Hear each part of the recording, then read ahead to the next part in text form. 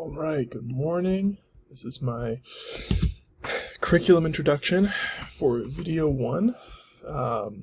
This course is also being called, as I'll show you in a second, Creating an Experience, Film as Expression, and Appreciation. I'm going to walk you guys through my curriculum plan. Please ignore my poor, sad baby. She's not starving. It's like those posts, those memes you see of like, don't feed the cat. She's not starving. She's lying. That's what my Juniper does too. But yeah, so I'm going to look through the curriculum summary really quick, and then I'd like to show you guys, if you can see in my background, this is a course I'm actually teaching at the moment, as well as a course that I'm planning over the course of this semester, so it's actually been great for me that I can see and like amend my plans that I'm creating for the class as I'm doing it with my students, which has been really nice. So I'm going to show you guys some examples of my students' work after I discuss them in the curriculum map that I'm presenting. So first, again, like I said, this is Film as Appreciation and Expression. It is a semester-long class, so it's 18 weeks. We meet on a rotating block schedule. So usually it is, we meet every, 4 days in a week. At this point, because of COVID, we actually have 75-minute periods. And we meet 2 times a week, sometimes 3. So often my lesson plans, if you guys want to look through all of them in detail, you'll see that it usually is listed out as like 2 75-minute periods. That's just because it's usually what 1 week consists of, as you guys look at that. So there are 3 big questions. How do films create an experience as a viewer? How can we how do we create experiences through the camera for our own viewers? And then how do shared experiences contribute to our own expression? So kind of trying to look through the personal lens as well as like an overarching cultural lens.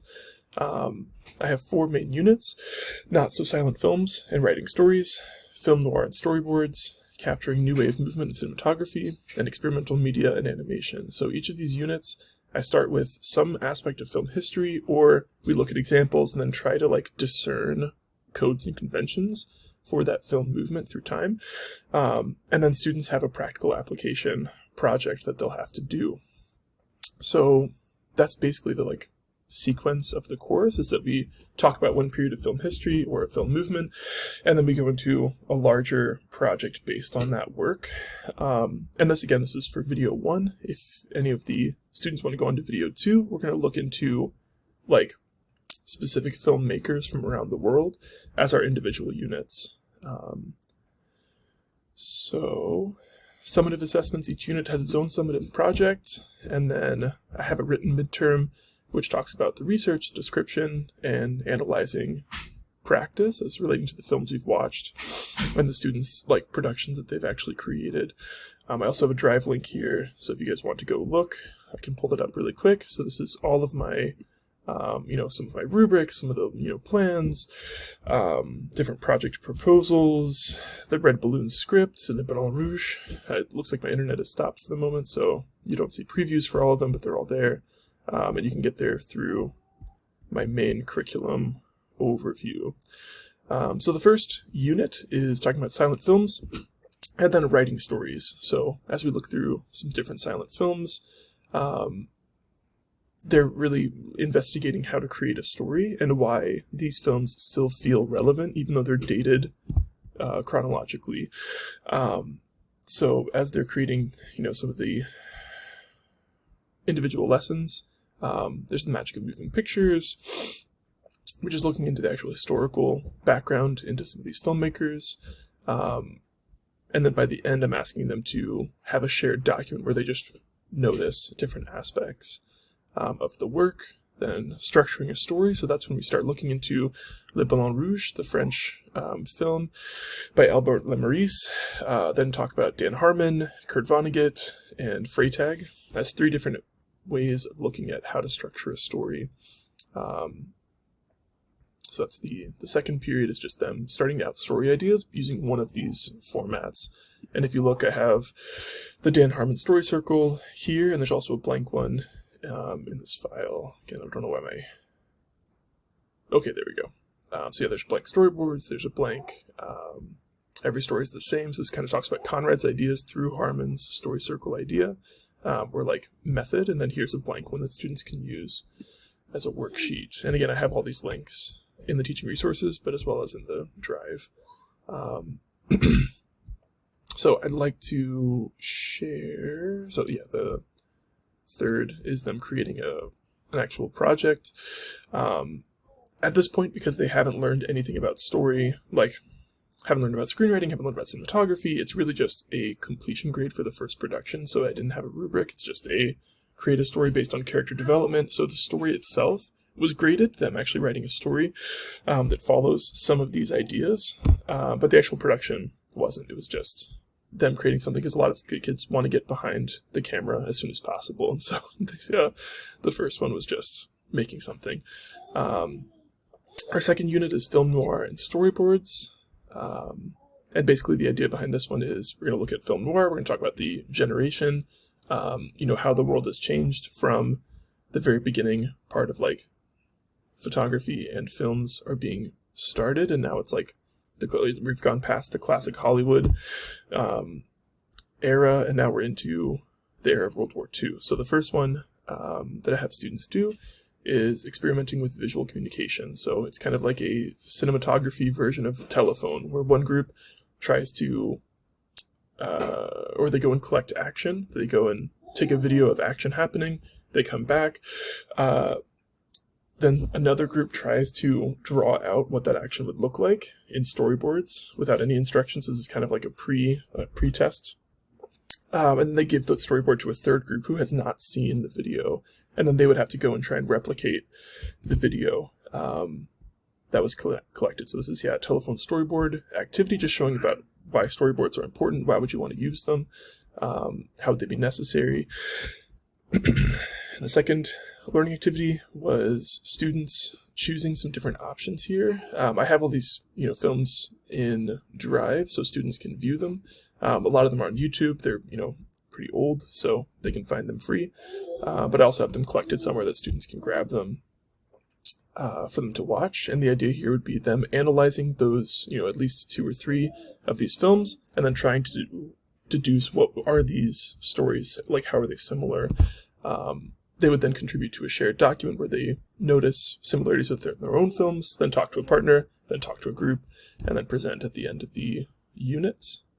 And then finally them creating their own storyboards. So again, we have a production attached to this, but the only thing I'm grading at this point is them creating a storyboard. I'm going to share some of my students' work at this point, because I am running out of time quickly.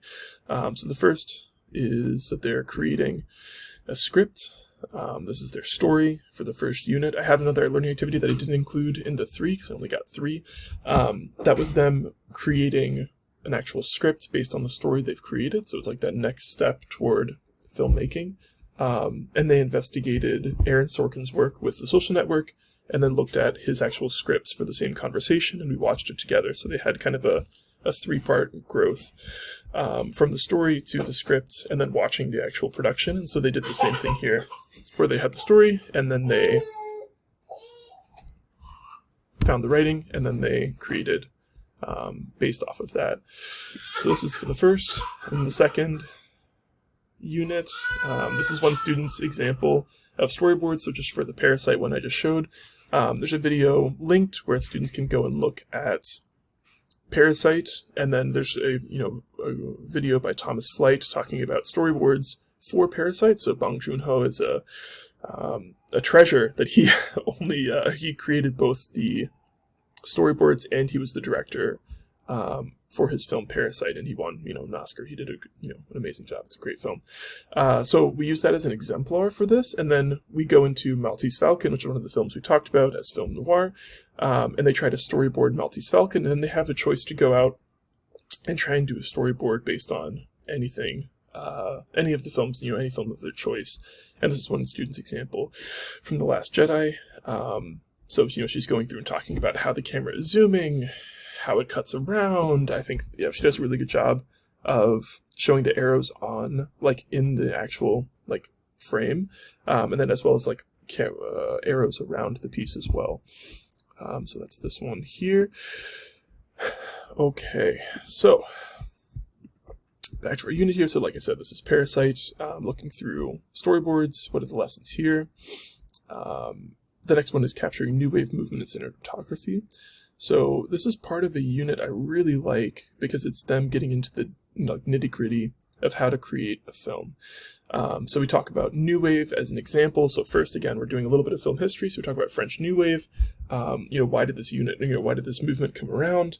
How do the artists create things? What do they change? They break a lot of rules. Is that a good thing? Is it something we can do? These are some of the bigger questions. But through these smaller activities, the first one is just going through some of the, talking about neorealism, talking about classic Hollywood. These are the bedrock that the French New Wave built off of. But then talking about how that they're all, authors turned into filmmakers. So a lot of them think about it in that way, which is what gave rise to the auteur film theory. And the camera stylo movement, which is I can use a camera just like an artist uses a pen, or as an author uses a pen as well. The second one I really like, it's a collaborative PowerPoint. So I'll pull up, their work here, which I really love. So again, this is authentic student work. I assign a PowerPoint based on, different students have. This is the one I did as an example. But just talking about what is the definition of this, and then what are examples. So students were then assigned different shot sizes, angles, and then camera movements, and then tasked to find examples and define it themselves and cite where they got the information, which I really liked because it just it's like an active working document that students can pull from.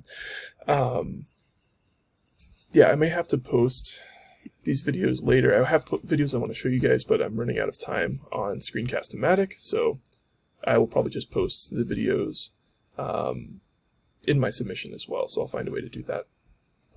So the next one is a walk and talk dynamic. So I found examples of walk and talk convention. This is something that was prominent with the French New Wave movement because they had finally cameras small enough that they could be more mobile at this time. And so we have a lot more of the walking and talking, having a handheld camera. And so I found examples for our different genres here. So students can pull from genre or they can pull from French New Wave to create their own. So here's an example of one of the story projects where students were just asked I just asked to create something based on a script. So this is the script we just saw. She's also posting what shot type is down below. It does not have to follow a story, but if it did follow the story, they get extra credit. So here we have zoom. So it's just them picking from the unit that we were just talking about. Then we have point of view. All right. We have one of the walk and talks here. So this is a student who pulled from the genre that we were just discussing, or what are the genres we discussed with comedy of Grand Budapest Hotel. So walk and talk, it's kind of it doesn't matter what the content of their conversation, but it's just that it's handheld, that it's following these people backward as they're walking forward.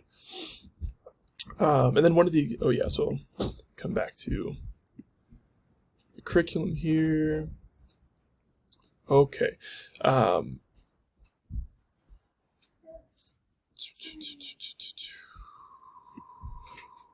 Okay, one of the things for animation that I wanted to do is just talk about, experimental films that are created, and then how do you make things that are inanimate feel like they're lifelike, and give life to the viewer, which obviously is assisting with expression and assisting with creating an experiment or experience. So, history of animation that changed cinema, by cinema cartography, basically just going through, how did this come around? It has, eerily similar roots to film beginning in the same way. Then we talk about Foley. So one of the projects I have students do with Foley is go around the school. So it's kind of like the telephone assignments. I'm about to lose it. Dang. All right, so I wanted to show these, but I don't have time. I'm about to lose you guys. But yeah, so animation, they create their own. We have 3 small animation experiences that culminate into 1-minute experience that they do, and 3 different possible media. Thank you.